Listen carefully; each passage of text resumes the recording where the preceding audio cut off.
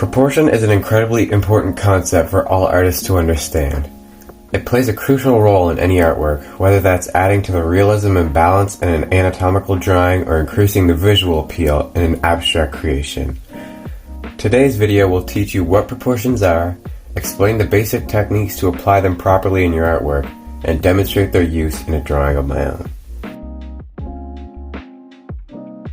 Let's begin with a rundown of what proportions are and what they add to an artwork. Proportions are essentially the size relationships between different components of one object. They can make your art feel grounded and real, or do exactly the opposite. It's all about your intention. Let's take a look at a quick example that demonstrates these concepts. Take a look at this face I've drawn. Look at the proportions, the sizes of the eyes, mouth, nose, ears, and all the other parts in relation to each other. They're nothing like those of a real human being's face, making this drawing appear cartoonish, bizarre, and unrealistic. One might initially see this as a bad thing, but that's not the case at all. Many artists will make disproportionate drawings to convey those traits on purpose. That's how proportion is used. Now check out this face. While it's not perfect, the proportions are much closer to real life than those of my previous drawing. This face looks much more like a human being. You can see how the sizes of the facial features in relation to each other gives a sense of realism. Remember, it's all up to the artist to decide how they want to use proportions in their works. How accurate the proportions of something are totally depends on the artist's style and intentions. Now that you understand what they are and why they're important, let's learn how you can do proportions in your artworks. There's one big tool that you can use to help you with this: guidelines. Let's use the human head as an example. See here how I've drawn the basic shape of the head and added these guidelines all over it? What they do is tell me approximately where to draw each feature of the face before I even start. This helps me to keep my drawing accurate to how a real person might look, while minimizing the mistakes that come from drawing without guidelines. I can now add details to this face confidently, without worry that it will look disproportionate. Keep in mind that guidelines apply to everything, not just faces.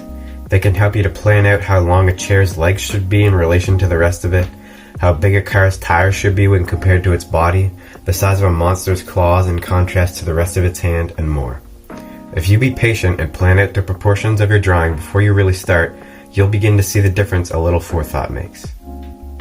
One more thing that can really help you with proportioning your art pieces is the use of reference images. When you're trying to make properly proportioned art, there's no better thing to base it off of than the real thing. Don't be afraid of copying. References are an excellent tool for your artworks that even the greats use.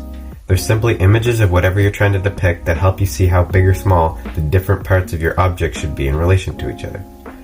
References help you to understand proportions, and after using them for a while, it's even possible that you won't need them anymore because you become so proficient at drawing whatever it is you may be drawing.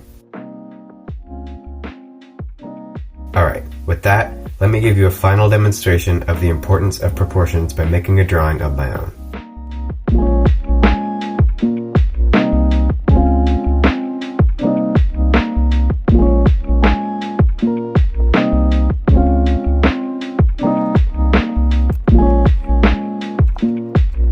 There we go, there's my final drawing.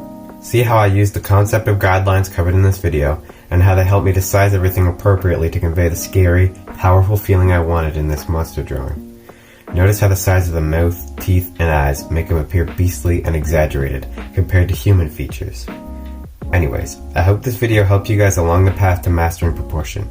Implement those techniques and keep practicing, but most importantly, keep being creative.